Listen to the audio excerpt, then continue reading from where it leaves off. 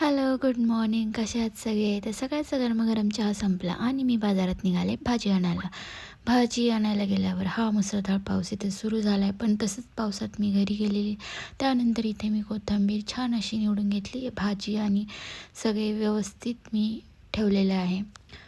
त्यानंतर मी असे सगळी स्वच्छ व्यवस्थित ठेवली भाजी. नंतर गॅलरीत गेले तर बघितलं आपली गणपतीची माती जवळजवळ तयार झाली होती. इतका पाऊस पडत असताना ही माती हळूहळू घट्ट होत होती.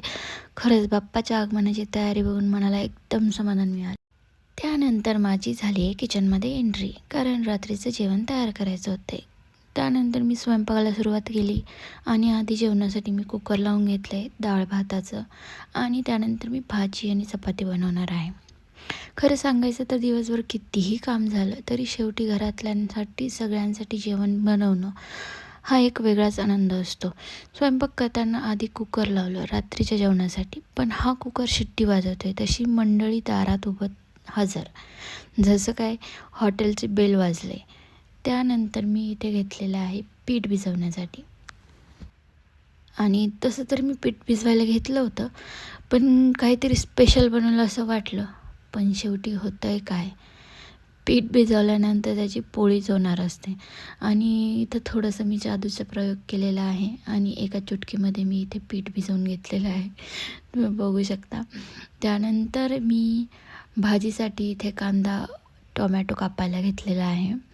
पण कांदा कापताना डोळ्यातले पाणी पाहून वाटलं हा स्वयंपाक की भावनिक सीन. लसूण सोलताना पण वाटलं इतका पातळ कातळ माझ्या चेहऱ्यावर असतं तर किती बरं झालं असतं. असो, त्यानंतर मी सगळ्या म्हणजे वरण भातासाठीही डाळ भातासाठीही सगळे मी कांदे टोमॅटो वगैरे कापून घेतलेले आहे, कारण की भाजीची तयारी मी सोबतच करत होती. इथे अशा पद्धतीने मी सगळं टोमॅटो कांदा वगैरे कापून घेतलेला आहे. काजू आणि हे सगळे मी शॅलो फ्राय केले. शॅलो फ्राय केल्यानंतर त्याची पेस्ट केली हिरवी मिरची टाक. ही पेस्ट रेडी. ही पेस्ट फक्त तेलात टाकायची आणि भाजी बनवायची. त्यात तुम्ही पनीरची भाजी बनवता, शेवभाजी बनवू शकता, कोणतीही भाजी बनवू शकता. मी शेवभाजी बनवलेली आहे. त्यानंतर इथे मी छान अशा गोलगोल चपात्या करून घेतलेल्या आहे. खरं सांगायचं दिवसाचा सगळा थकवा इथेच नाहीसं झाला. घरच्यांना गरम पोळी मिळणं हीच खरी समाधानाची गोष्ट असते. त्यानंतर मी इथे कपाट आवरून घेतले, कारण ऑफिसला जाण्याचे जे कपडे होते मी ते वेगळे बॅगमध्ये काढून ठेवले आणि जे रोजचे वापरायचे कपडे होते ते मी कपाटात ठेवले. रेग्युलर वापरायचे कपडे मी व्यवस्थित कपाटात ठेवले, साड्या वगैरे, आणि बाकीचे मी बॅगमध्ये ठेवून दिले, कारण की जेव्हा ऑफिस चालू होईल तेव्हा मी वापरेलच. आणि नंतर मी ते या साड्या ज्या होत्या त्या फेकून द्यायच्या होत्या, म्हणून मी फेकून न देता त्याचे मी असं गोल गोल गोळे करून ठेवलेले, आणि त्याचे मी उद्यापासून पायपुसणे तयार करणार आहे. ओके, बाय, मिळते हे कल.